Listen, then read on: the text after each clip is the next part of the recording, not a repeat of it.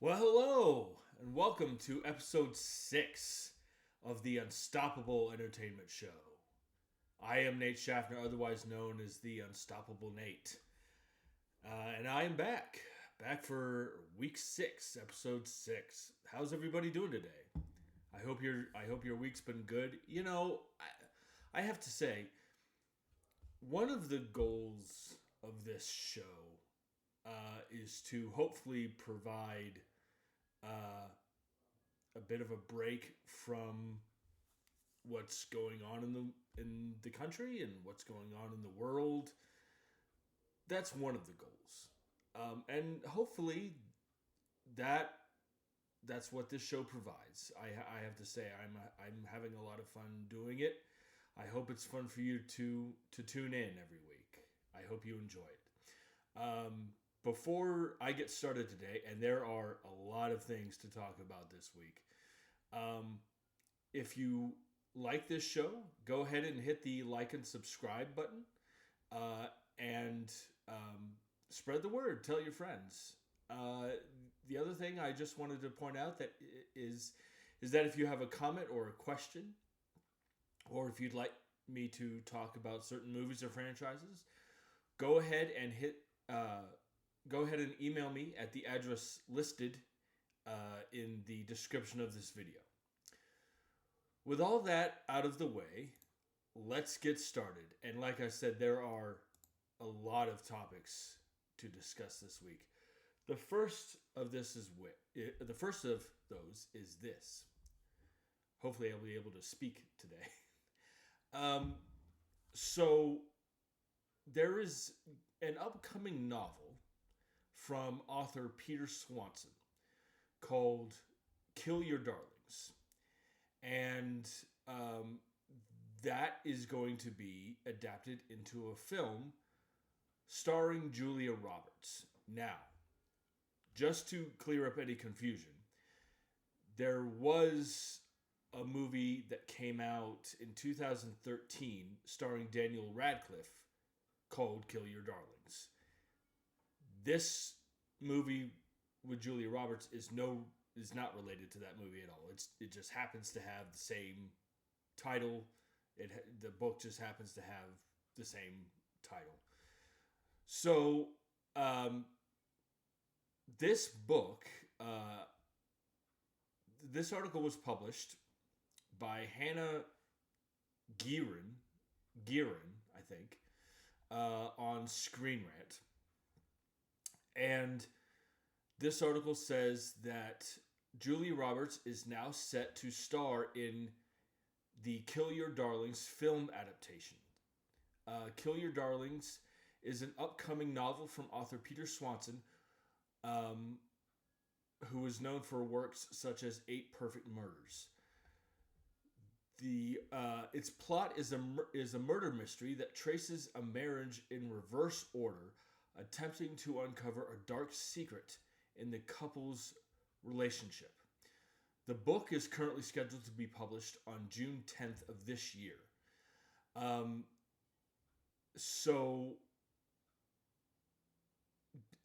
addition to Julia Roberts, this article goes on to say that in addition to Roberts, James Gray is also involved in the film, likely as its director. This article does not confirm whether or not he will be directing. The description of the yet-to-be-released book reads as this. The story moves backward through time to witness key moments from the couple's lives. Their 50th birthday party, buying their home, Jason's birth, the mysterious death of a work colleague, all painting a portrait of a marriage defined by a single terrible act they plotted together many years ago. This sounds very interesting to me. I am always down for a good murder mystery movie, and this sounds interesting to me in terms of moving backwards through time. Like it almost sounds kind of like a like a Benjamin Button kind of murder mystery, if that makes any sense. And it. I don't want to presume anything, but I'm assuming that the character that Julia Roberts will play is not going to, based on this synopsis here, it doesn't sound like the character that Julia Roberts will be playing will be a nice character. Like it's like if there's a dark secret and she's part of it, that probably means that she's not going to be a likable character. I love Julia Roberts. The first movie I saw her in could possibly have been Stepmom with Susan Sarandon. And she's one of my favorite actresses. She's an Oscar-winning actress. Excuse me. And it's going to be interesting. Excuse me. It's going to be interesting to see her in a role like this, if what I'm presuming is true. I'm not saying it will be. It just sounds like it. She's never done a movie like this, at least in my memory. So I'm looking forward to this. This sounds very interesting, and I think it will be interesting to see Julia Roberts in a role and in a film like this. So jump in the comment section and let me know your thoughts. Sorry, I have a bit of a sore throat today. This next article has to do with, this is some MCU news. And this was published on Screen Rant by Andy Bebacht. I believe, I hope I'm pronouncing that correctly. So this has to do with, excuse me, this has to do with the X-Men coming into the Marvel Cinematic Universe. So this article was published by Andy Bebacht on Screen Rant. Now, I also should point out, it does appear that this report comes from a movie insider. And again, I just want to stress the fact that sometimes these movie insiders, their reports turn out to be right, and sometimes they turn out to be wrong. But considering that this article is on Screen Rant, I'm willing to, that leads me to believe that this report has some credibility to it. But I just want to stress that what I'm about to report on this show could end up, it could go either way in terms of being right or wrong. So, this article says that according to this insider, this movie insider, Marvel Studios has reportedly started to look at multiple big names for a handful of X-Men characters in their upcoming reboot. According to the insider, Sadie Sink is being looked at for Jean Grey, while Harris Dickinson is being eyed for Cyclops, with Julia Butters being considered for Kitty Pryde. This article does make a point of saying that at the time of this story's publication, Marvel Studios and Disney have yet to comment on the X-Men casting reports for the MCU. Now, I am not too familiar with these three people that Marvel Studios and Disney are reported to be looking at. I am not familiar with them. I will say, given what part of the new Captain America Brave New World movie is about, I've heard that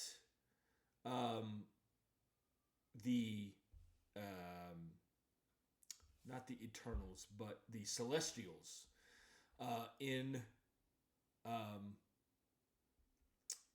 in Eternals are made of adamantium, which is the same metal that Wolverine's claws are made of. Um, it does make sense that that could be a part of a storyline that leads into the X-Men coming into the MCU, and we've seen hints of mutants in the MCU already. The Miss Marvel Disney Plus TV show, basically said that Miss Marvel is a mutant. So we have had hints of mutants before in the MCU. I think this is good news, even though I'm not familiar with any of these actors. For me, it means that the Marvel Cinematic Universe is continuing to evolve and bring in more characters that people want to see, that audiences want to see, and that makes me excited. It would be interesting to see. What'll be interesting is how audiences respond to the X-Men coming into the MCU. For so long, the X-Men characters have been played by other actors, and it will be interesting to see how audiences respond to different actors coming in and playing those roles. I think it'll be cool to see. What do you guys think about this report? Jump in the comment section and let me know your thoughts about this. This next report is at least very exciting for me. This report comes from Screen Rant, published by Rodrigo Sandoval Lahout.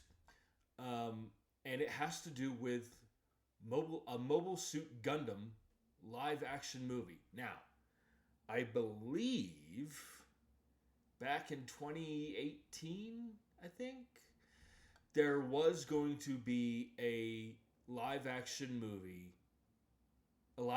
Mobile Suit Gundam movie that was going to go straight to Netflix. This article updates that report while also giving us new information. Now, for this particular report, I'm going to read the entire article because I personally find this very exciting. So, the headline reads, Mobile Suit Gundam confirms live action movie plans with one of Netflix's top directors. So this article was published by Rodrigo Sandoval Lahout. The Mobile Suit Gundam universe just keeps expanding, reaching ever higher horizons as each day passes. While the world-famous mech anime continues to grow in popularity around the world, new projects involving Sunrise's top franchise continue to be announced. For some time now, word has circled about Gundam's live-action plans as Hollywood is embracing all things otaku. Otaku is basically, I believe, otaku that's the Japanese word for anime. I could be wrong. Excuse me, I just want to fact check. What does otaku mean? Otaku. Oh, I'm sorry. Otaku is a Japanese word that describes people with consuming interests, particularly in anime, manga, video games, or computers. So that's what otaku means. So, the article continues. Now a new update on the project has gone live, and the promo is nothing if not positive. Gundam fans, it is true. The hit anime is coming to live action as Bandai Namco Entertainment. The company who owns the rights to the beloved anime is working with the film studio Legendary to bring the series to life. Oh, and that is not all. Bandai Namco also made another revelation that will broaden the reach of Gundam outside of Japan, an American Bandai film studio is being formed. The article goes on to say, early on January 5th, 2025, Bandai Namco Japan released an announcement confirming the development of a live-action Gundam movie. Long reported on, this official announcement was made after the production giant signed an agreement with the American film studio Legendary, which is known best for its popular MonsterVerse films, to co-finance the project. At this time, few details of this exciting project have been released, but we know a few key pieces of information. I'm going to turn the light on really quick. Hold on. So, this article continues. Let me see here. Let me see. Where did I leave off? Let's see. For one, we know Jim Mickle from Sweet Tooth is writing and directing the project, and the movie will be released in theaters globally. Let me just jump right in here. I love this. I love this so much. I was so disappointed when I heard that it was early on, like back in 2018. I was so disappointed when it was going to be going straight to Netflix. But now that this movie is going to be released in theaters globally, I love this. I think to get the scale and scope of Gundam, the movie theater is the best option. Okay, let's continue on here. The article goes on to say, of course, if you know anything about live-action anime, you will know the genre is storied in Hollywood. Japan has long adapted hit anime into live-action film, but Hollywood's tenure has been more volatile. From Dragon Ball Evolution to Death Note, anime has not fared well in Hollywood historically, but that reputation is changing. Thanks to Netflix's One Piece, Hollywood has proven it can do live-action anime right, and there is reason to believe Legendary will help Bandai Namco do the same for Gundam. After all, the company brought Pacific Rim to life, and the series is still considered one of the best Western mech movies to date. This article goes on to say, along with the news about Gundam's live-action plans, Bandai Namco also revealed that a new subsidiary of their film division would open in America. According to the announcement, the new branch will work directly with Legendary on the production of the upcoming Gundam movie. Bandai also stated this subsidiary will help usher the Gundam franchise into North America more widely, implying the series and its related products will become more visible throughout the territory. This is awesome. This is so awesome. I am a huge fan of Gundam. Well, I wouldn't say a huge fan. I'm not a fanatic. But I thoroughly enjoy Gundam. It's awesome. And you know, I love that this is coming to theaters globally. I'm glad it's not just playing on Netflix, even though it's got somebody from who's directed at Netflix. It's got somebody doing that. But it will be. This is. I think.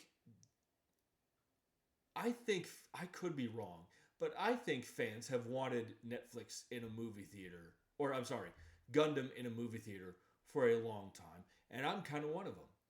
You know, this whole franchise, this is going to be awesome, I think. And you have the studio behind the MonsterVerse doing this, Legendary. They've got a good track record.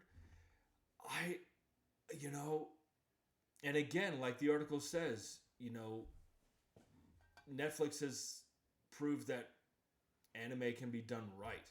So I'm really looking forward to this. I'm glad they made the move to put it into theaters. I'm so happy that the Gundam universe is expanding. And, you know, I can't wait to see this. I know a lot of Gundam fans out there will be happy to hear this. I actually can't wait to talk to a couple people I know at work about this. So jump in the comments section if you're a Gundam fan, and let me know what you guys think about this. I think this is great news. What do you guys think? Let me know in the comments section. Okay, this next article that I want to talk about is this. So, Werner Herzog, who is one of the more interesting filmmakers in the world, is going to be directing a new movie. This article was published on Deadline by Justin Kroll. And this article says that real-life sisters Kate and Rooney Mara are now looking to play fictional sisters as the two are set to star in Bucking Fastered. I love that title. Bucking Fastered, a new movie from Werner Herzog. Herzog will write and direct the film with Ariel Leon Isakovich and Agnes Chu producing. Let's see. This article goes on to say that the film is based on the true story of inseparable twin sisters Joan and Jean, who live on the fringes of society. The film marks the first time the sisters have worked together. So, Rooney Mara was most recently seen in the movie Women Talking, which I have not seen. But I did love her in the Girl with the Dragon Tattoo. I loved that movie, and I loved her in it. Kate Mara was also in most recently the series on FX called Class of '09. And her next, I believe it's going to be her next film, is going to be The Astronaut, which is this sci-fi thriller movie. I'm a big fan of Kate Mara, actually. She was, I want to see this mini series that she was in called A Teacher. I really want to watch that, but I'm a huge fan of Kate Mara. This sounds really interesting. It doesn't really give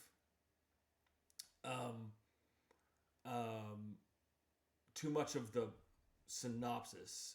Twin sisters who live on the fringes of society.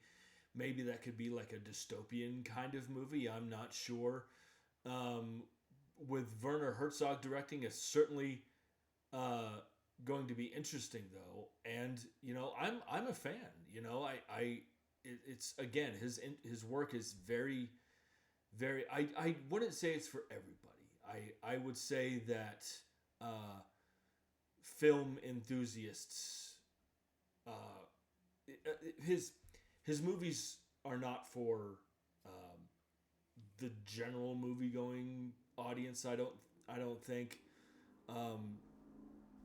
His movies lean more towards film enthusiasts. And I love the title, Bucking Fastered. That's awesome. And to see real life sisters play sisters in a movie, that's gonna be really, really neat to see. I'm looking forward to this. I hope to hear more about it, though. So jump in the comments section and let me know what you guys think about this piece of news. This next piece of news that I want to talk about is this. Matthew McConaughey, who I love, has joined a new movie. This article was published on CBR by Lee Freitag. This article says that Matthew McConaughey has booked another role. The actor is set to star in The Rage, an upcoming medieval action movie set during the Peasants' Revolt. According to Deadline, McConaughey will play a farmer who becomes the leader of the revolt. Now, this article does go on to say that although unconfirmed, Deadline notes that the character description could imply that he's playing the real-life figure Wat Tyler, who led the uprising before being killed by forces loyal to King Richard. Let's see. Now, let me see. So, Paul Greengrass, who was known for directing the 3 Jason Bourne movies, as well as Captain Phillips and News of the World, is directing this movie. This article goes on to say that the movie takes place during the Peasants' Revolt, a major uprising that took part across large parts of England in 1381 in response to socio-economic and political tensions and high taxation. I love these kinds of movies. It's based movies that are based on actual events, and actual events that possibly not a lot of people know about. So maybe people will see this movie and learn a bit of history. I know I kind of fall into that category. I didn't really pay much attention in school when it came to American and world history. I've kind of learned stuff as I've gotten older. So maybe I'll probably be one of these audience members that learns stuff by seeing this movie. Paul Greengrass is a great director. I haven't seen News of the World, but I have seen the 3 Jason Bourne movies and Captain Phillips. I really liked Captain Phillips, and I loved the Bourne movies, the Jason Bourne movies. At least the first 3. I don't remember who directed the 4th one. The 5th one. It was titled Jason Bourne. But the first 3 are I just think the first one is great. The second one's even better, and the third one's even better than that. So I'm a fan of the director. So I love that I'm probably going to learn some history watching this film. I kind of feel bad that I'm going to learn history by watching a movie and not by learning it in school. But, it is what it is. I love Matthew McConaughey. There are people, and I don't know why. There are people who don't think that Matthew McConaughey is a good actor. And I'm like, really?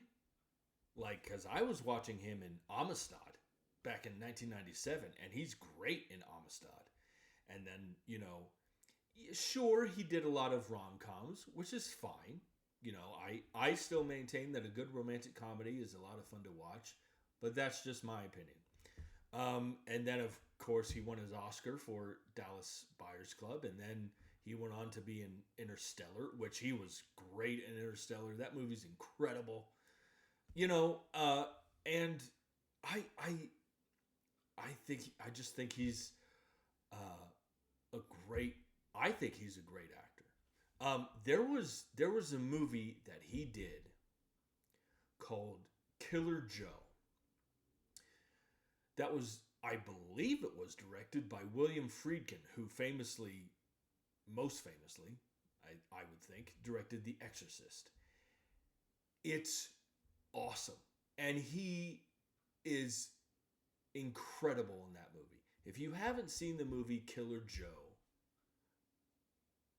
after you watch the show, of course, sit down and watch Killer Joe. It's incredible. This excites me. I'm looking forward to this.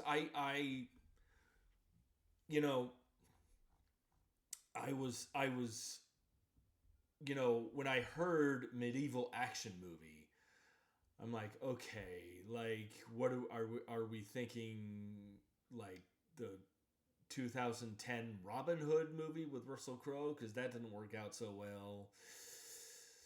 But then I read this and I'm like, okay, this is kind of a cinematic history lesson, a little bit. So that I'm looking forward to that. I love the director. I love Matthew McConaughey.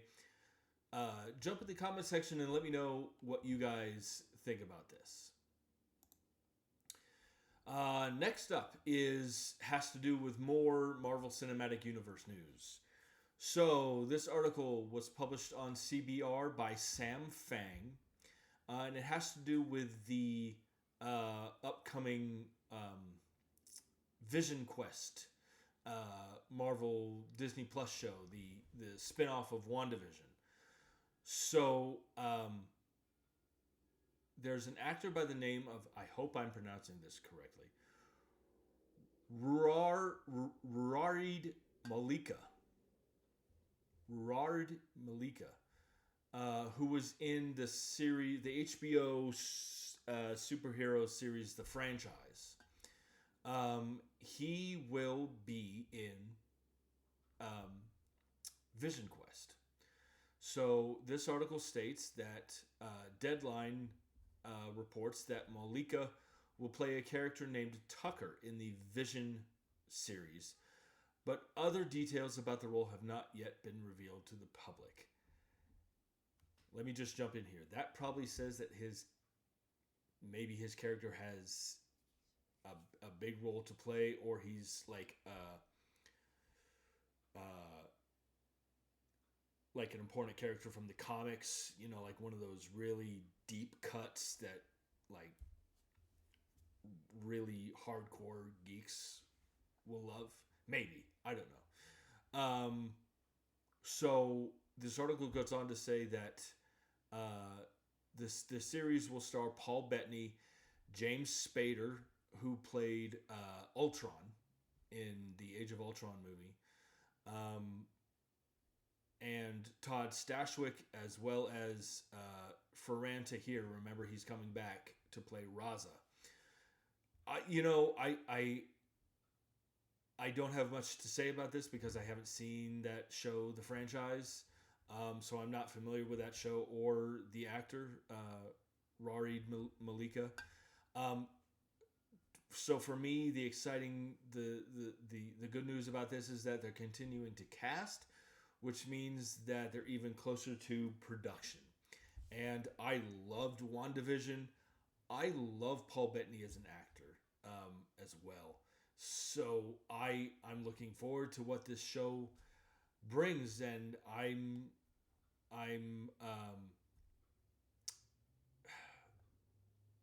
looking forward to what character, like his character will be named Tucker, but what the role more. I'm looking forward to seeing other details about the role. So jump in the comment section and let me know. Are you a fan of WandaVision? Are you looking forward to this show? Jump in the comment section and let me know your thoughts about this. So this next article that I want to talk about is this. Steven Soderbergh, who I think maybe his most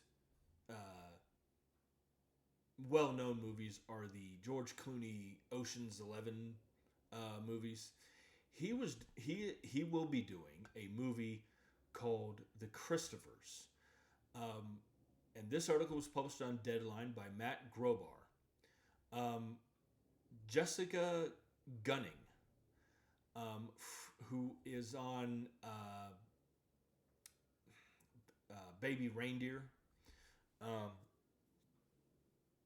she won her Emmy for her role in Baby Reindeer on Netflix.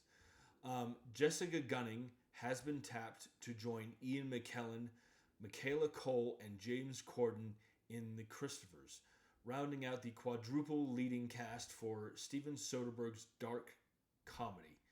I believe let me just jump in here. Steven Soderbergh also did a movie that came out earlier this year called Presence, which it looked kind of like a haunted house ghost story. It got great reviews, but nobody went to go see it. I including myself, so I'm partly to blame for that. But I love him as a filmmaker. Let's see. So it's going to be a dark comedy. Let's see. This article goes on to say that The Christophers follows the estranged children of a once famous artist who hire a forger to complete his unfinished works so they can be discovered and sold after his death. This, yeah, I love Ian McKellen. I love Ian McKellen. Ever since he's someone who, I think every American audiences especially came to know him through X-Men and Lord of the Rings. He's a very fine actor. A very fine actor. This sounds interesting to me. This idea that an artist wants people to know him after he dies. There's an idea in there that I want to stay relevant even after my death, so I'm going to hire somebody to forge my unfinished stuff. I like that. I love Steven Soderbergh as a director. I'm not familiar with Jessica Gunning. This article does not confirm it, but possibly Ian McKellen could play the artist, whoever the character's name is. Maybe I could be wrong. But this story sounds interesting to me, and it really could sound kind of... I don't want to say... I have a feeling that this movie could resonate if it's good. I have a feeling that this movie could resonate with artistic people, especially. This idea of constantly remaining relevant, that, an artist's work is important to them. And, I like that. And this sounds very intriguing to me, and it could be quite an emotional story. And it sounds like it's going to be a dark comedy too. So there is that. I'm interested to see what this movie is going to be. I am not a fan of James Corden. I hate James Corden, actually. I find him insufferable, to be perfectly honest with you. But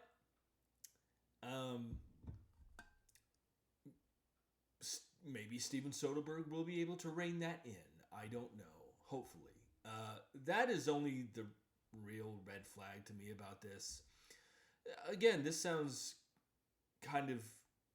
again, I find dark comedies to be strangely emotional sometimes. So we'll see what this movie will be.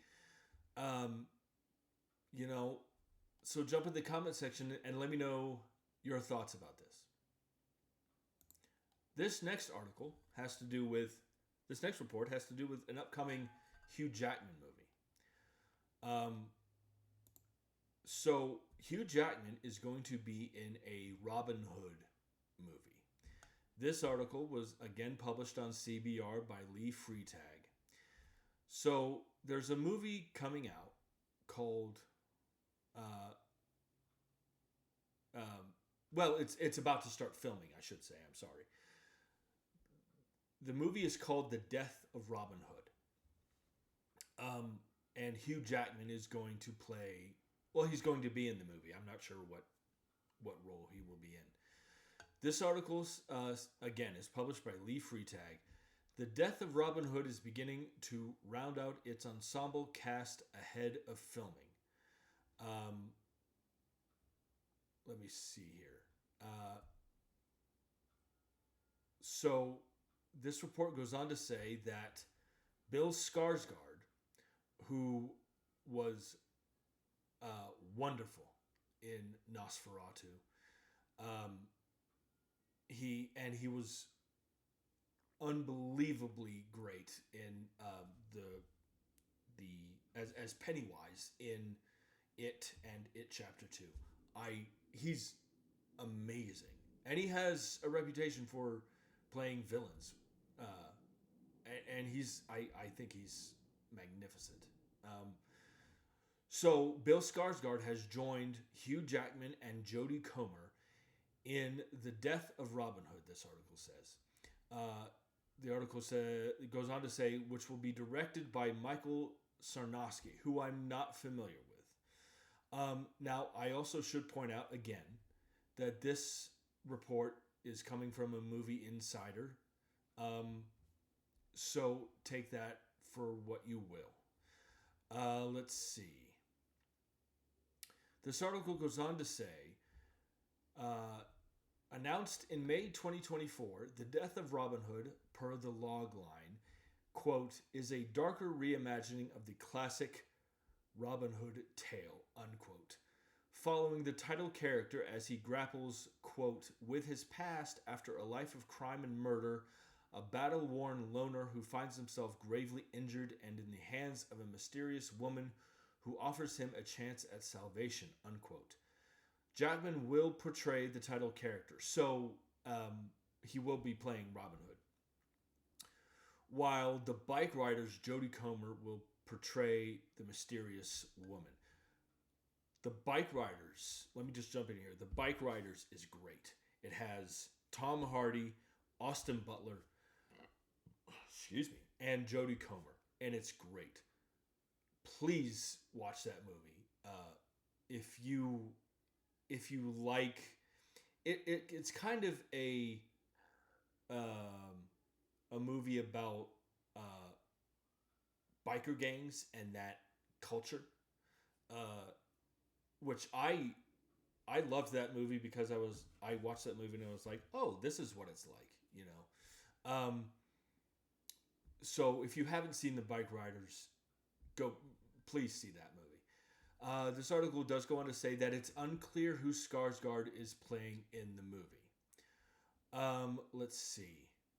This article, let me see. So,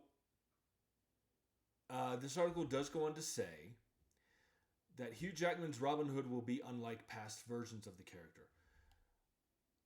That's right. Sarnowski was involved, the director of this upcoming Robin Hood movie was involved with A Quiet Place Day One, which I also loved. While promoting A Quiet Place Day One in July 2024, Sarnowski briefly touched on the death of Robin Hood, revealing that the movie will be both action-packed and intimate.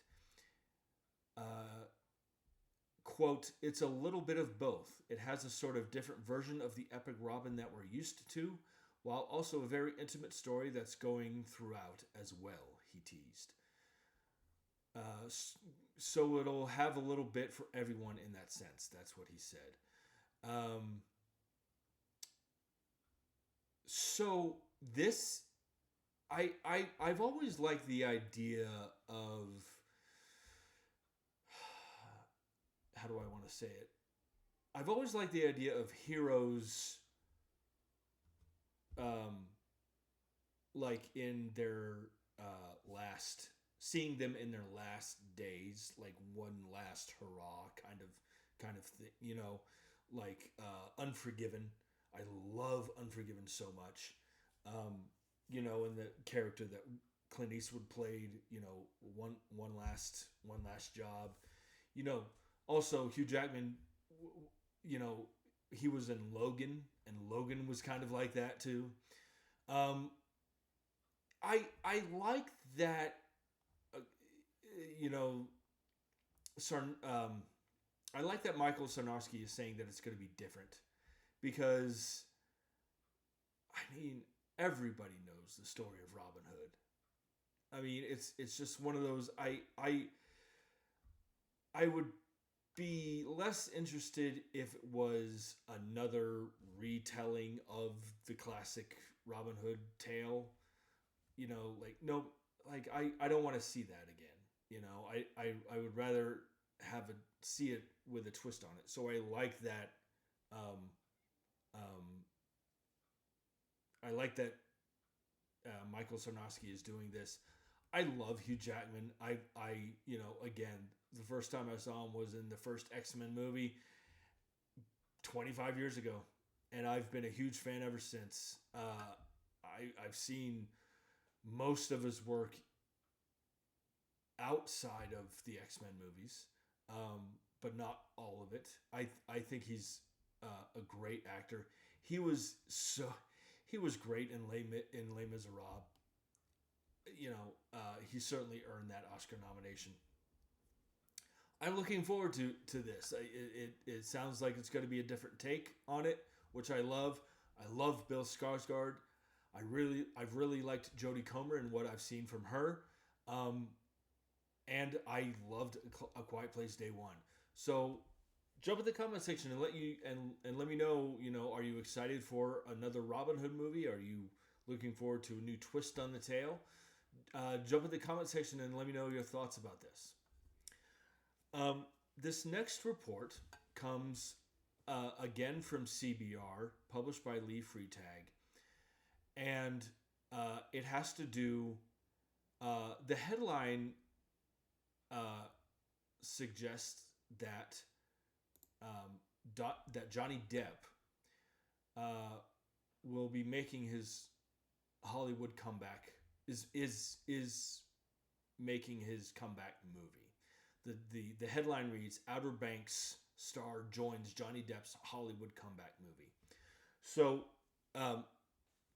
Johnny Depp is going to be in a movie titled Day Drinker. And Madeline Klein, who is known for Outer Banks, has joined that movie. So the article says, another co-star has been found for Johnny Depp's Day Drinker. Madeline Klein, best known for her starring role in Outer Banks as Sarah Cameron, has joined the cast of the upcoming action thriller.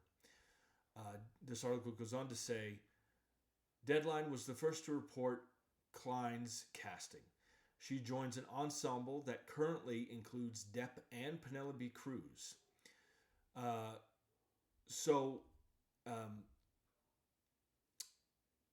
This article goes on to say, while Day Drinker will mark Depp and Cruz's fourth movie together, after Blow, Pirates of the Caribbean on Stranger Tides, and Murder on the Orient Express, this will be the first time that Klein has worked with either of the actors.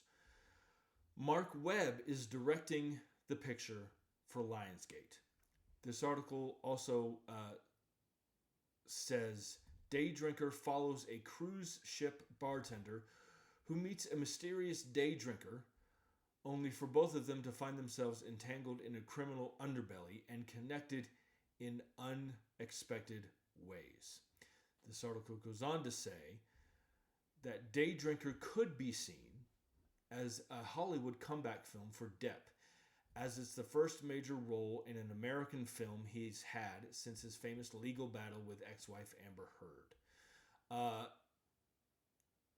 So,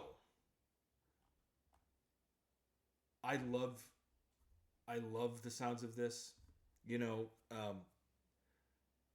Two people who connect and then find themselves involved in something that they weren't expecting. That sounds very interesting to me.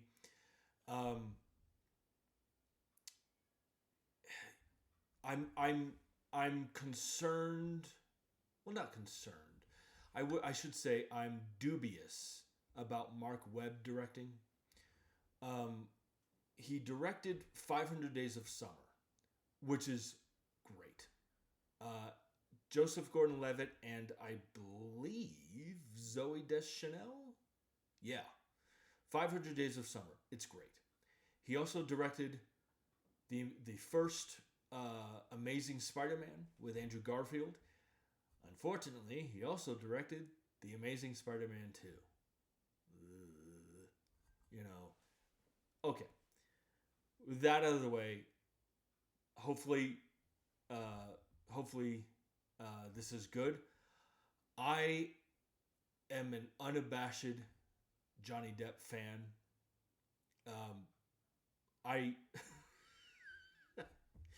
I remember after seeing the first Pirates of the Caribbean,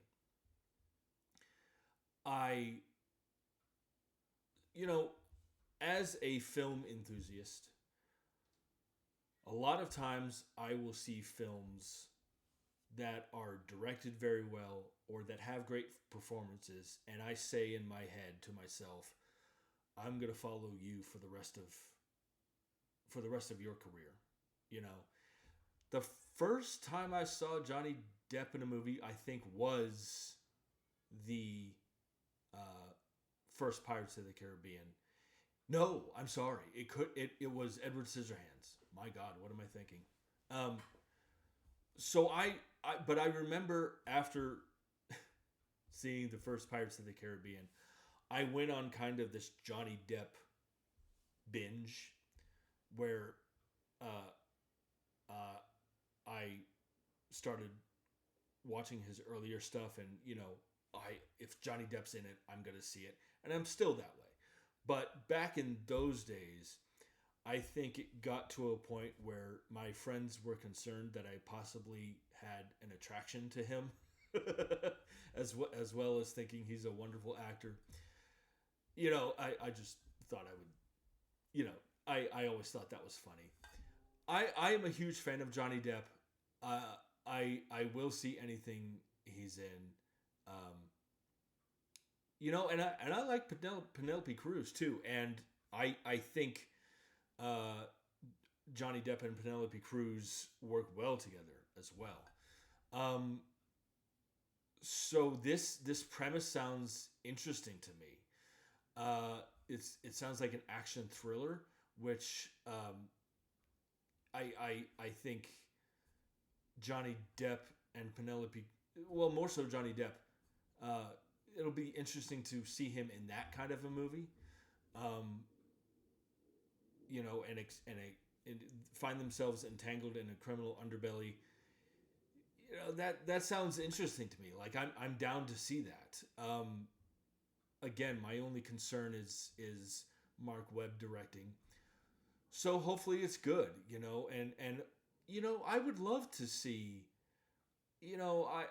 I've been a Johnny Depp fan for years. He has done a couple of films, a couple of foreign films lately, but this will be his first major role in an American film.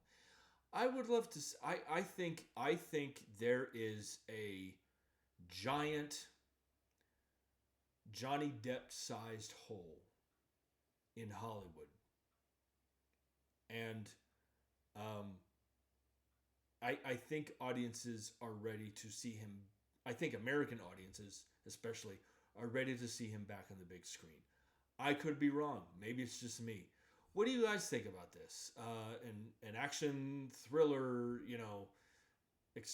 entangled in a criminal underworld. I like that. What do you guys think? Jump in the comment section and let me know your thoughts.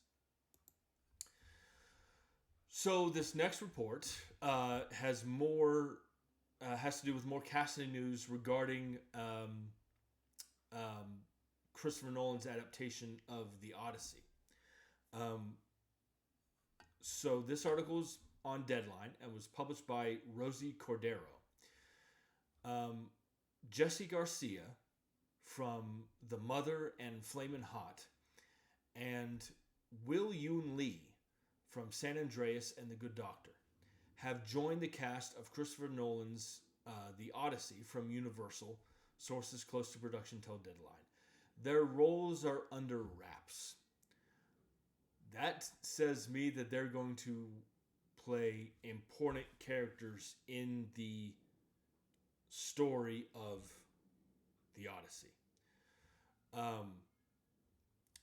Let's see if it says anything else. So the movie will be screened in IMAX. That's important, and I think it suits the epic scale of the story. I'm not familiar with Jesse Garcia, but I'm a big fan of Will Yoon Lee, actually. I saw him in the James Bond movie Die Another Day, which, yeah, he was only in that movie briefly, and that movie wasn't really that good, but he was great in the first 20 minutes of that movie. And I've seen a lot of his stuff. I mean, he's I believe he's a martial artist as well. He's wonderful. I'm a big fan. Again, these roles are being kept under wraps. The more casting means, they're getting ready to film soon. I'm excited about I'm so looking forward to seeing this. Seeing the Cyclops and Cersei and the Sirens. It's gonna be great. It's gonna be great. Jump in the comment section and let me know what you guys think about this. This next report is about an upcoming movie starring Russell Crowe. So this article was published on Deadline by Matt Grober. This article says that up-and-comer Cartia Vergara from All Her Fault has landed a supporting role alongside Academy Award winner Russell Crowe in Bear Country, an action thriller from director Derek Bort that has commenced principal photography in the Australian state of Queensland. So this movie, I should point out, is based on the novel by Thomas Perry called Strip. The article goes on to say that based on the novel Strip by Thomas Perry, Bear Country has Crowe playing the aging yet formidable club owner Manco Capac, I'm not sure, who has been robbed by a masked gunman. Now his aspirations of selling his club and riding off into the sunset alongside his girlfriend appear more distant than ever. Cartel bosses are breathing down his neck, and a young upstart has been posing as the new guy in town, eager to purchase the club. Come on. This sounds awesome. Russell Crowe playing the club owner and cartel bosses, trying to pressure Crowe, and I mean this idea. I have a feeling these cartel boss characters are going to regret the day that they messed with Russell Crowe. I love Russell Crowe, by the way. I think he is one of the greatest actors of our time. I really do. I've seen him in L.A. Confidential. I loved him in that. Gladiator, A Beautiful Mind, which one could argue that he should have won the Academy Award for A Beautiful Mind instead of Denzel Washington for Training Day. I'm just saying. I'm just throwing it out there. And then even recently, in Man of Steel. I mean, he was great in Man of Steel. he was in a movie. He was in this road rage movie that came out during the pandemic. Oh, I forget what it's called, but it looked good, and I really want to see it. I love Russell Crowe. He is another actor who I would see anything that he's in, and this premise sounds great. You know, again, this idea of cartel bosses, breathing down, Russell Crowe's character's neck, pressure, that's, it sounds awesome. It sounds awesome. Jump in the comment section and let me know your thoughts.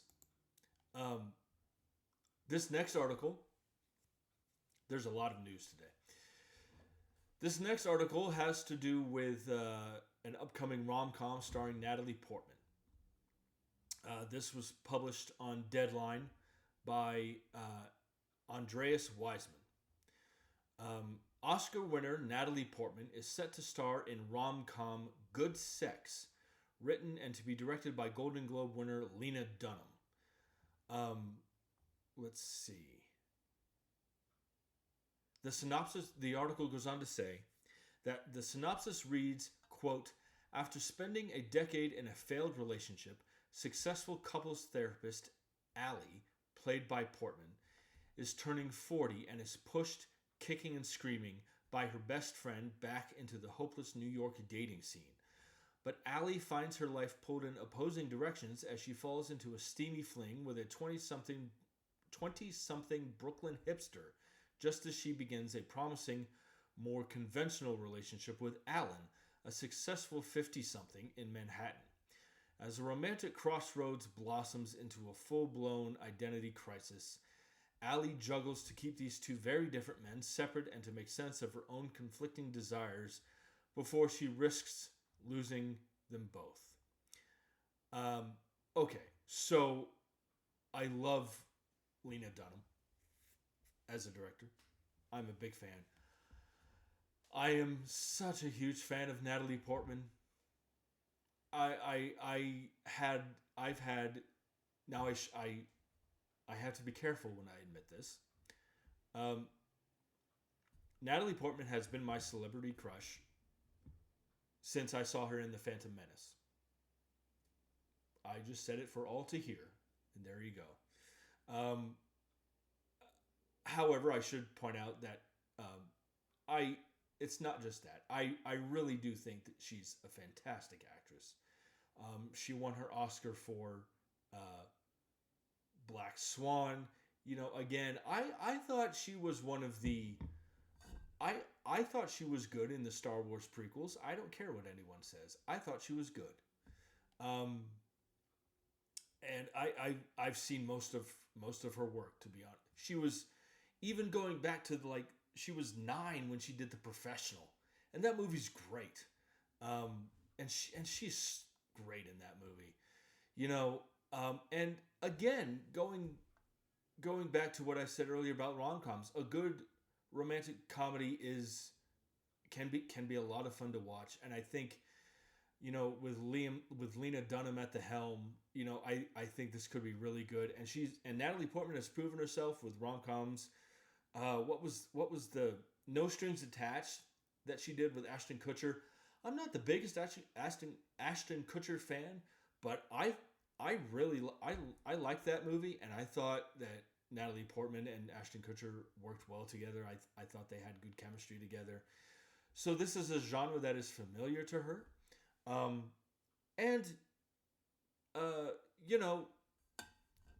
Again, this whole love triangle romantic rom-com, genre has proven to be quite funny, and I'm looking forward to this. I think this could be a good date movie, so I hope it's good. I'm a big fan of the people involved. Are you guys? Jump in the comment section and let me know your thoughts about this. This next piece of news has to do with the upcoming Masters of the Universe movie. That's right, folks. Masters of the Universe is going to be adapted into live action again. Hopefully, this time it's good. So, this article is on CBR, published by Monica Coleman. This article says that Amazon is rebooting the Masters of the Universe with an upcoming live-action movie. The film, which stars Nicholas Galitzine as He-Man, I think I'm pronouncing that right, has added 2 new cast members. Excuse me. This article goes on to say that, per Deadline, Masters of the Universe added Marina Bakarin and Johannes Haukur Johannesson, I'm sorry if I'm butchering that name, to the cast. Bakarin is known for her role as Vanessa in the Deadpool franchise, while Johannesson played Olaf Haraldsson in Vikings, as well as Oscar Gudjonsson in Succession. In the upcoming live-action adaptation of Masters of the Universe, Bakarin will play the Sorceress, and Johannesson is set to play Fisto, Malcolm, and set to play Falco, who is also known by Malcolm. There, I'm having trouble speaking. So this is interesting to me because Jared Leto was also involved. He's going to play Skeletor. Who knows? This could be good. I'm not familiar with the actor who's going to play He-Man. But I kind of like that they're going with an unknown, at least an unknown to me. I love Marina Bakarin. You know, obviously from the Deadpool movies, that's her most. I think she would. I'm not familiar with her other stuff, but I've loved her in those movies. I think she's great. Hopefully this is good.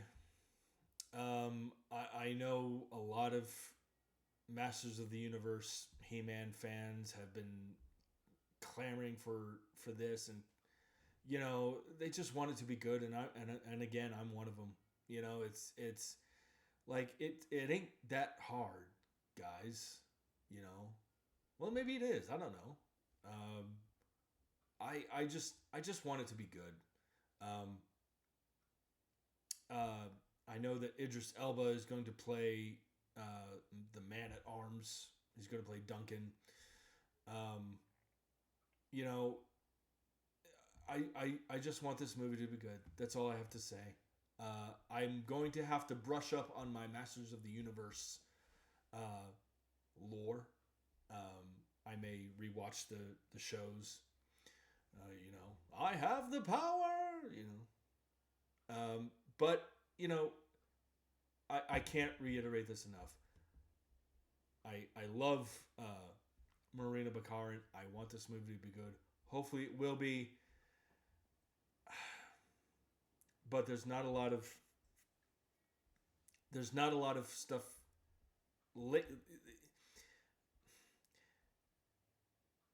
Lately, it just feels like, they're going to ruin it. You know, lately it just feels like He-Man fans, Masters of the Universe fans, have just, and I could be wrong, but lately it just feels like these live action movies of beloved properties have not gone well. You know, I hope it's good. Jump in the comment section and let me know what you guys think about this. This next piece of news is about an upcoming Jason Statham movie. This article is on Joe Blow, published by Edge Tangonen. And this article says that, let me see here. So, this article says, Deadline reports that Statham will be working with Rick Roman Waugh, whose credits include Greenland, Snitch, and Angel Has Fallen. The film will be an action thriller that is currently untitled, but the film is now being said to be underway in the UK and Ireland for Black Bear.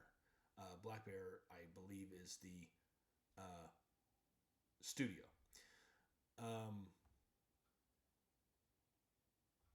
I could be wrong.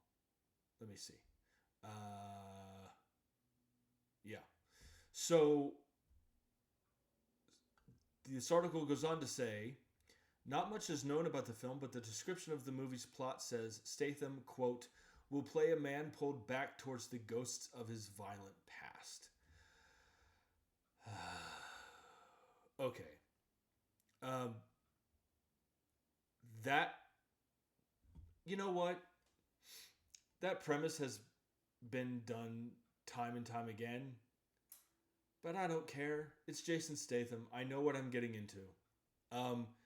I should point out that so Rick Roman Waugh directed Greenland, Snitch, and Angel Has Fallen. Snitch is a movie that stars Dwayne "The Rock" Johnson and Susan Sarandon.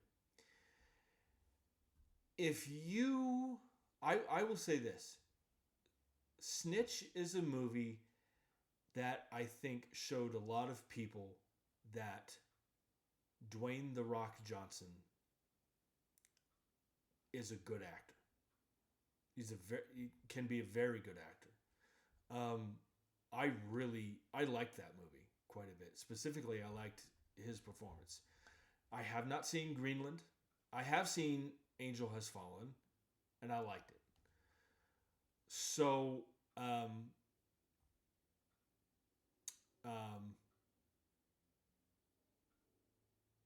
so that's what I feel about this movie.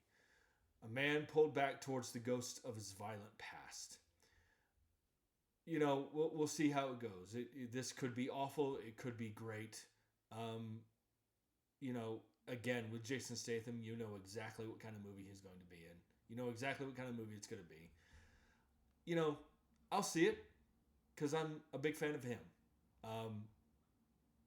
And I'm a fan of the movies that Rick Roman Waugh has directed. So, and yeah, you know, I mean, I don't have much else to say. So jump in the comment section and let me know your thoughts about this. So this next article is on Screen Rant, published by Adam Bentz. And this article says that Paul Giamatti is attached to star in a biopic about a paranormal DJ.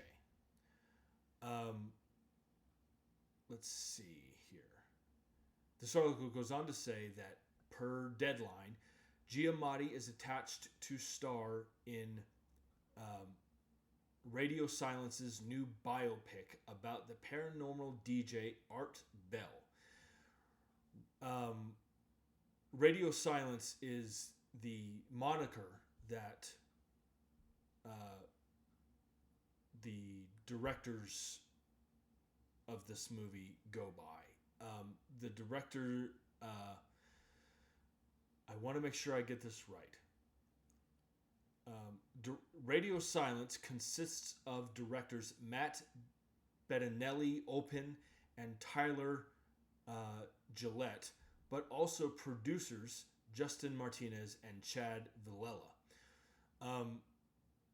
So Radio Silence consists of these four guys, and they go by the moniker Radio Silence. This article does point out that, let's see, the Art Bell biopic has received a big boost in terms of its prestige. The late paranormal DJ hosted the 5-hour radio show Coast to Coast, which took unscreened calls from guests recounting allegedly first-hand tales of alien encounters, reincarnation, time travel, and other phenomena reminiscent of the X-Files. Bell even claimed to have had his own UFO encounter. At the peak of its popularity during the 1990s, Coast to Coast drew an audience of roughly 10 million listeners. This article goes on to say, it's unclear how much of Art Bell's life the biopic will cover, though he began his career as an amateur radio operator at the age of just 13. He later served as an Air Force medic during the Vietnam War and worked as a DJ for an English-language station in Okinawa. Bell also co-wrote the book The Coming Global Superstorm, on which Roland Emmerich's The Day After Tomorrow is based, and his autobiography The Art of Talk, on which the upcoming biopic will be based. That is interesting. This is interesting to me. I had no idea about this person. Paranormal DJ sounds like quite the person for Paul Giamatti to play.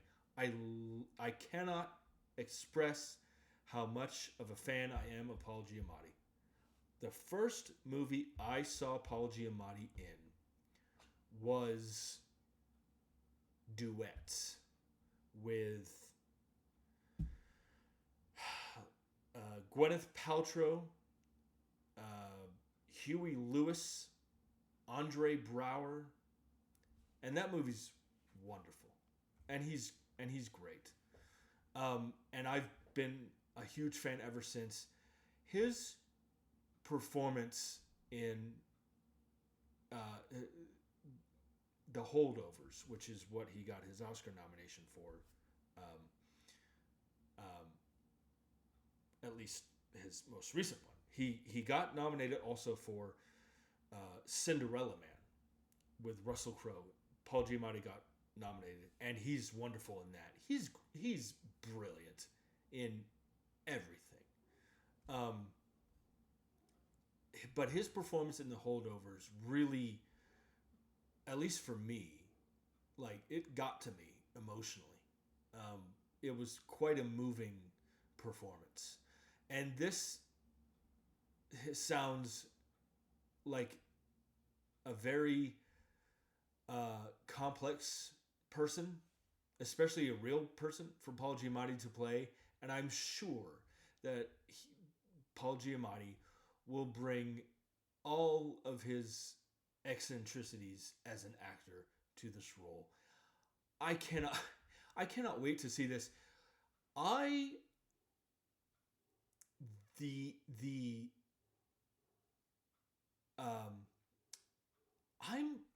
a huge fan of paranormal stuff. Like, anything that has to do with like paranormal phenomena, like fact or fiction. You know, I love the X-Files. I love that show so much. You know, alien encounters, reincarnation, time travel. You're going to get my attention. Let's just say that. I am a sucker for this kind of stuff. You know, I didn't know that the book, The Coming Global Superstorm, I didn't know that the movie Day After Tomorrow was based on that book. I did not know that. But come on, this is right up my alley. And again, I love Paul Giamatti. Jump in the comment section. Let me know what your thoughts are on Paul Giamatti playing a real life paranormal DJ. It sounds really cool. This next report is on The Hollywood Reporter, published by Lily Ford. And this report says that Kristen Wiig and Bill Murray are set to star in a new comedy, Epiphany, from Max Barbakow, or Barbacoa. Let's see. This article goes on to say, a plot synopsis reads, quote, when her massive fortune evaporates overnight, heiress and fashionista Favorite Ives, played by Kristen Wiig, has 2 weeks to nab a rich husband and fight creditors to stay off the street. Her desperate search for a big money mark slams her, into eccentric math savant and billionaire Oz Bell, played by Murray. Favorite needs Oz's money, and Oz craves favorite spirit and spontaneity. Can this unlikely couple find something more? this this sounds wonderful. And you have two iconic comedic actors involved.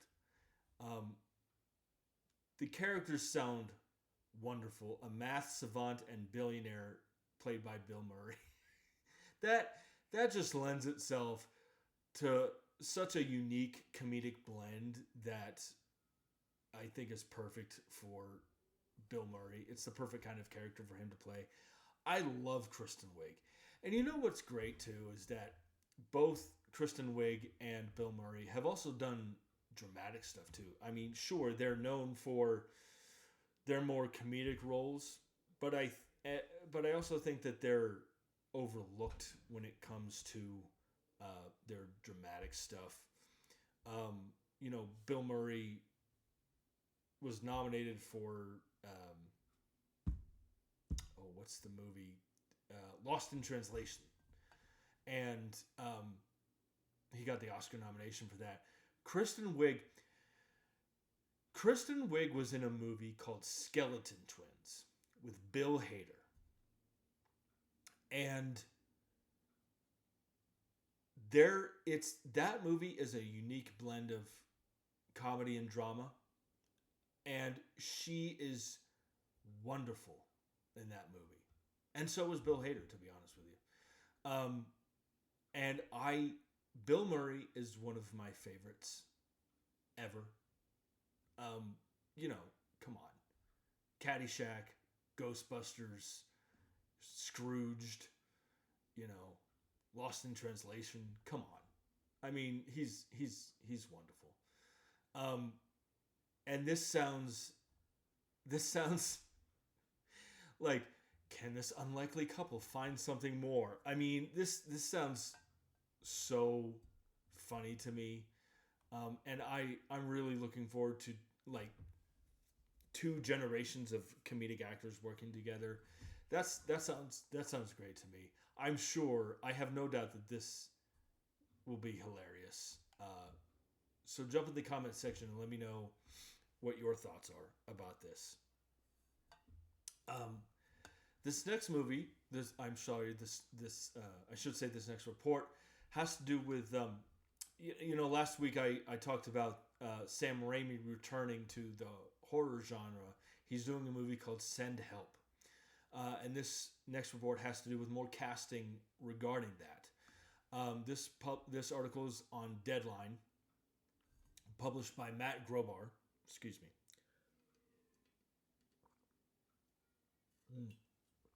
So, Golden Globe nominee Dennis Haysbert from 24 has been tapped for a supporting role in Send Help, Sam Raimi's survival horror thriller for 20th Century Studios. Character details are under wraps. So,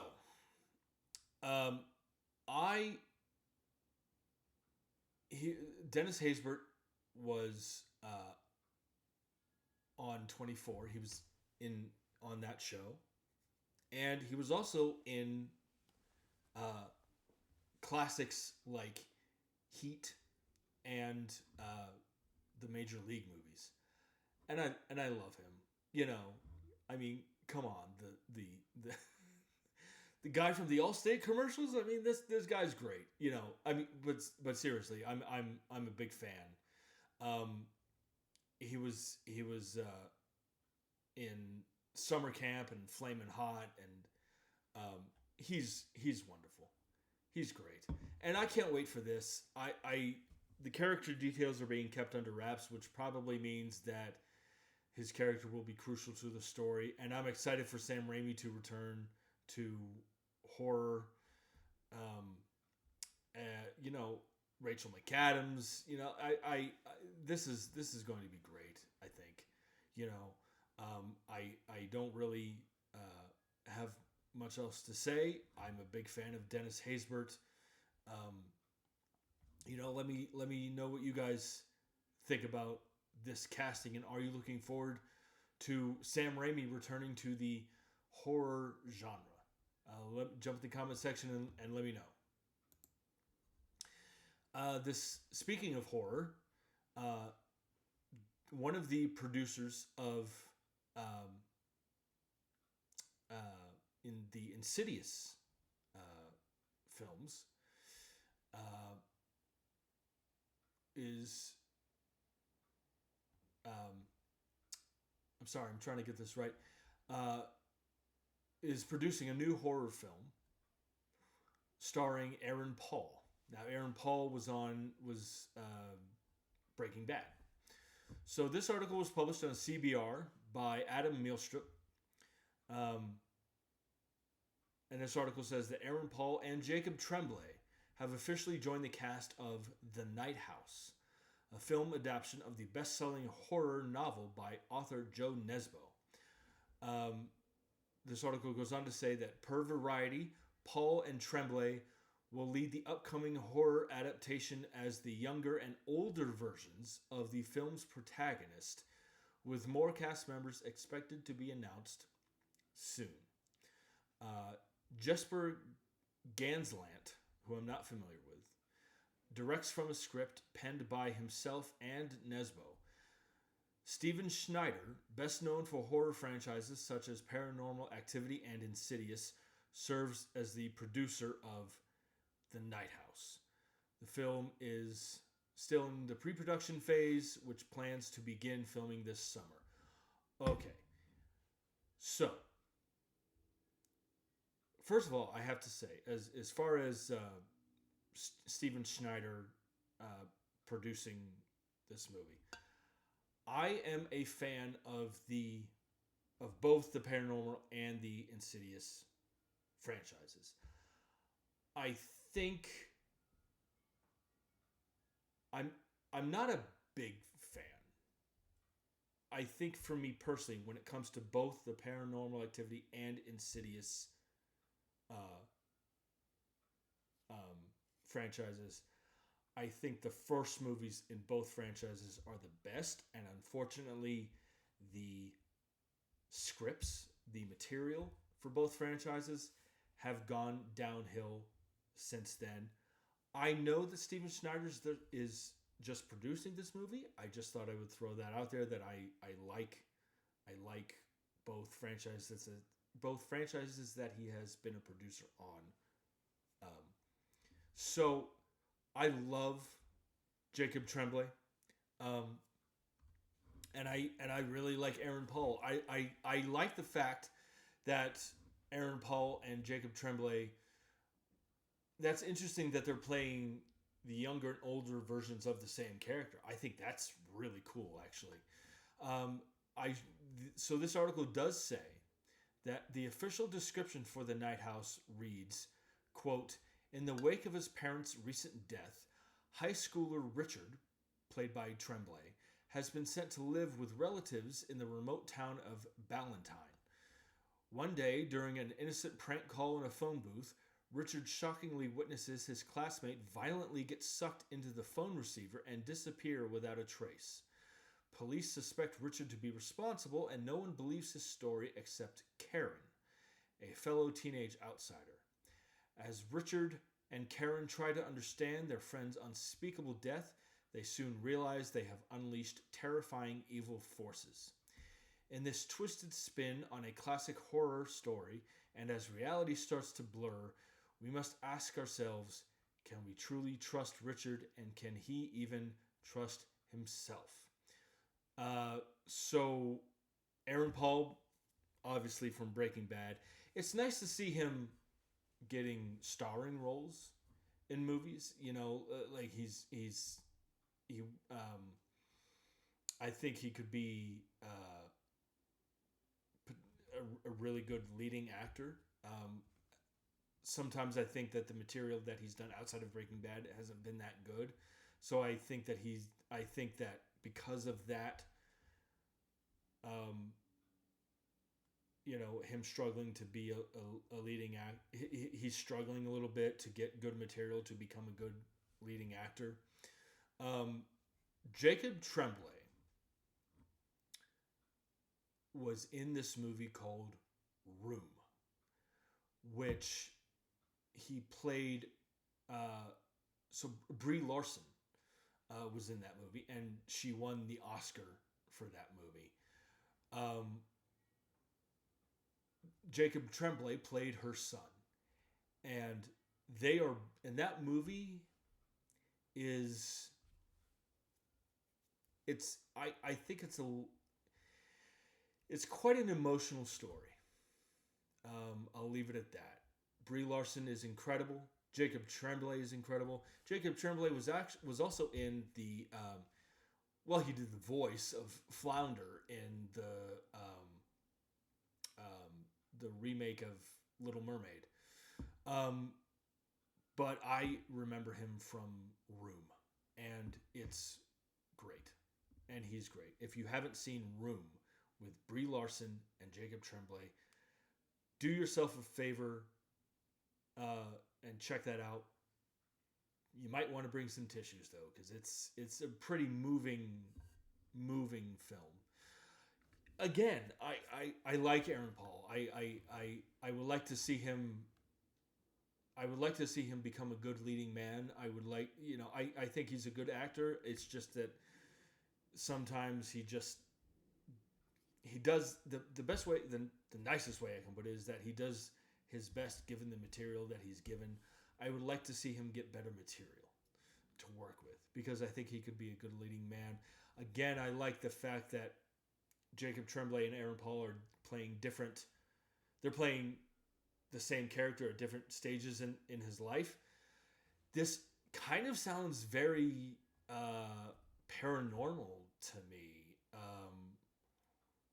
Getting sucked into a phone receiver and disappearing without a trace. That sounds very paranormal to me. Very, kind of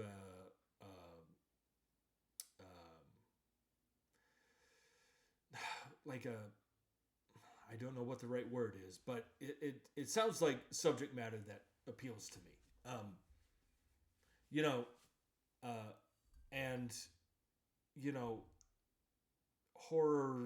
The horror genre, is always appeals to me. So hopefully this is good. I mean, and hopefully this will be the next step in Aaron Paul becoming a good leading man. We'll see. Jump in the comment section and let me know your thoughts. This next report has to do with an upcoming Liam Neeson movie. This article is on MovieWeb, published by Jonathan Fugue. This article says, Taken star Liam Neeson continues to ply his trade as Hollywood's go-to aged action hero, and the Oscar nominee will continue to cement his legacy in the upcoming action thriller The Mongoose, which has now added several fan-favorite action stars to the ensemble.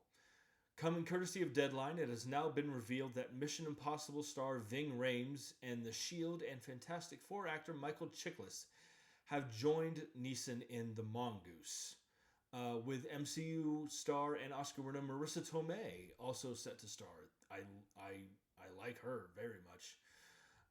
This article goes on to say that The Mongoose, which will follow Neeson as veteran and war hero Ryan Fang Flanagan, who finds himself at the center of an explosive car chase after being accused of a crime he didn't commit, is currently filming in Australia. Details of the new cast of characters have also been unveiled, with Tomei playing Neeson's ex-wife, who asks him, quote, for help when she finds herself in trouble, unquote. Ving Rhames, meanwhile, will play Fang's, quote, loyal right hand, who was the second in command of Fang's Special Forces squad when they were captured in Afghanistan, unquote. With Chiklis playing Pope, a, quote, violent and reckless head of the Texas Highway Patrol who is convinced of Fang's guilt, unquote. Okay. I have a few thoughts about this. First of all, I'm a big fan of Michael Chiklis. Actually, I think he's great. Liam Neeson is one of my favorite actors. I first saw him in Schindler's List, and obviously, what can you say about that movie and his performance that hasn't been said already?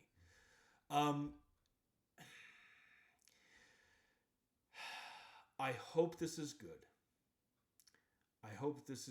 Because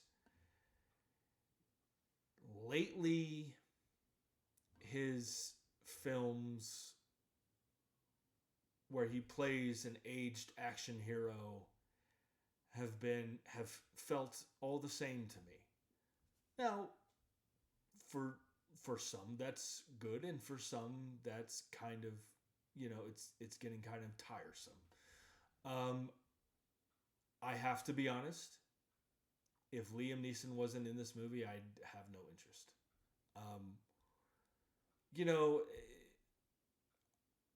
I'm kind of on the fence about Liam Neeson being in these kinds of movies. He did a movie a while back with Ed Harris called Run All Night, and I thought that was good. I loved the first Taken. I have not seen the other two.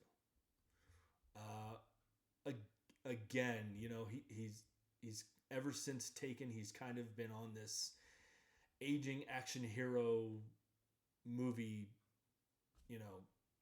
That it's like, okay, that's what I'm playing now, and that's fine. A lot of it hasn't been good, but I hope this is.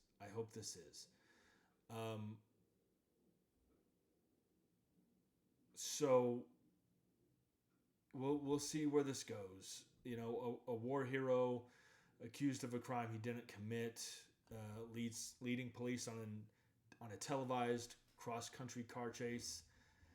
That sounds exciting. That's not exciting, but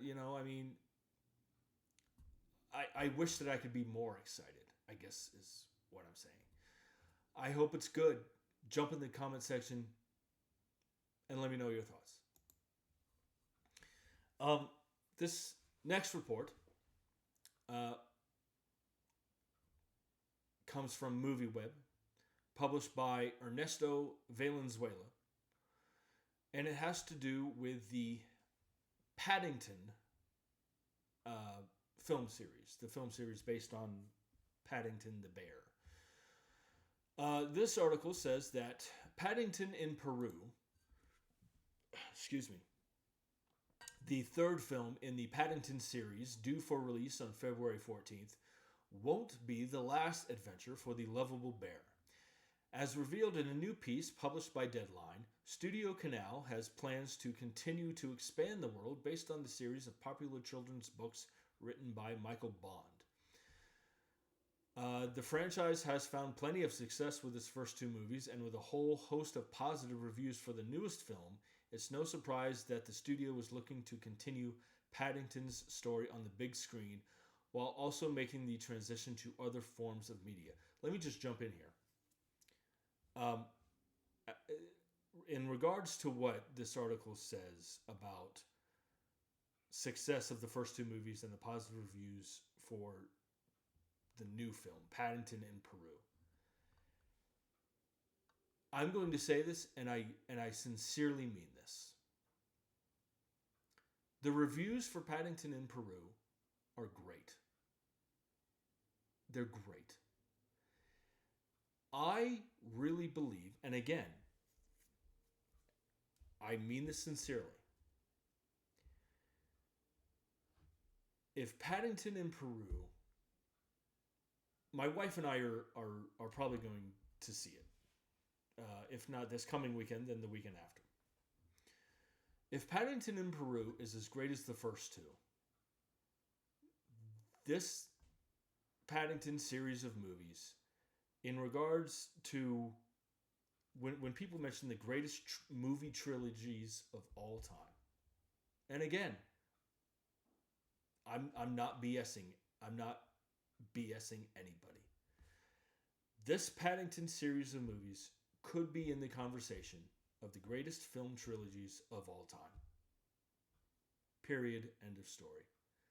Let's get back into this article.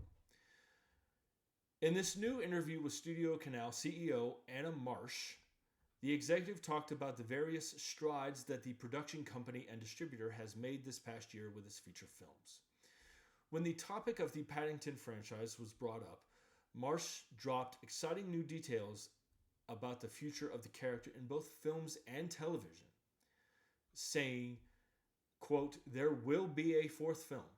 We're thinking about the next movies, and we're working on a new TV series, as well as the stage show musical with Sonia Friedman and Eliza Lumley." Okay. It's interesting that Anna Marsh, the CEO of Studio Canal, refers to the future of Paddington as movies. I think that's cool. I'm looking forward to I'm ecstatic that there's going to be a fourth Paddington movie. I really am. I'm just gonna say this. One of the things that I will never do on this show is lie to you guys about my opinions about film and television and other, about. I'm never going to lie to you about what I think of films and television. I'm going to tell you my opinion, and it's going to be the truth. And you may not like it, but, that's just what I think. I am so excited about a fourth Paddington movie. These are great films. They really are. And they're so successful financially. They have a great audience. Just keep making them as long as they keep being good. And again, a fourth movie coming. Paddington in Peru is getting great reviews. The first two were great. Come on. I mean, these movies appeal to they're what you call 4 quadrant movies. They appeal to everybody. And my wife and I are part of that. So I'm excited about this. I'm going to be honest, I really don't care about the stage show musical. I don't care about that. But a TV series, that could be good. When it comes to new TV shows, I am quite picky. I tend to not watch a new show unless it's been on for at least 3 seasons. And I'll tell you why. And it's because I would rather watch multiple seasons of a great show than invest my time into a new show and then find out it's been canceled after 1 season. There was that show on Disney Plus, that Willow show that was based on the movie. It got canceled after 1 season. And I'm like, thank God that I didn't invest my time into that. Because I would rather watch, 4 or 5 seasons of the Twilight Zone, of the classic Twilight Zone, or like 10 seasons of The Sopranos. I would rather watch that than invest my time into a show that's ultimately going to be canceled after 1 or 2 seasons. I just wanted to say that.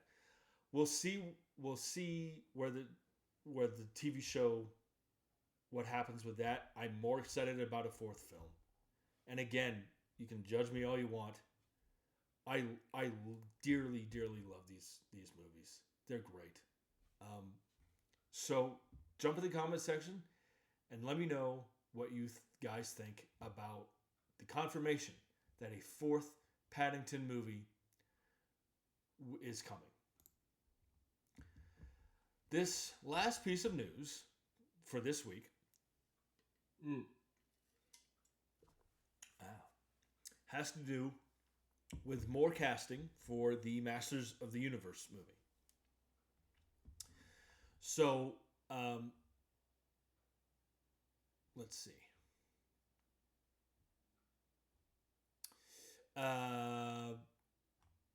So this article is on The Hollywood Reporter, published by Boris Kitt.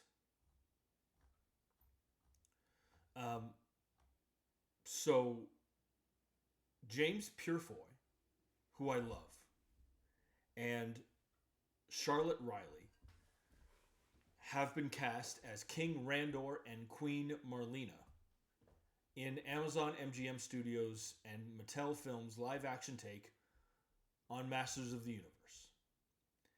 Now, for those who don't know, King Randor and Queen Marlena are He-Man's parents.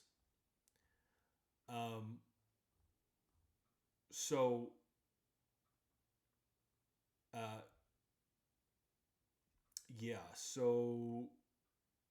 in this article goes on to say, in Masters of the Universe lore, King Randor has no clue that his son turns into the heroic He-Man, believing him to be lazy for seemingly shirking his duties.